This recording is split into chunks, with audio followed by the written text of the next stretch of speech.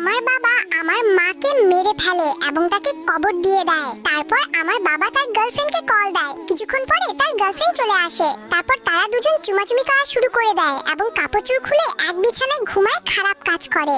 বাবার এই খারাপ কাজ দেখে আমি কান্না করতে থাকি। তখন বাবা আমার কাছে এসে বলে, এই মেয়ে তুই কান্না করিস কেন? তারপর বাবা এবং তার নতুন গার্লফ্রেন্ড আমাকে ঘর থেকে বের করে দেয়।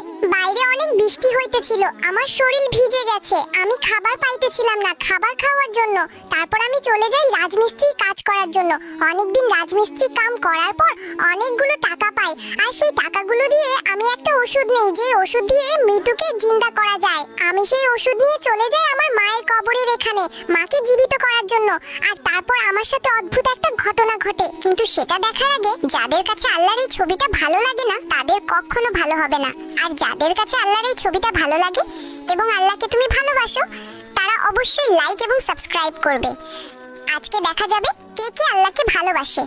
তো আল্লাহকে ভালোবাসলে লাইক এবং সাবস্ক্রাইব করো।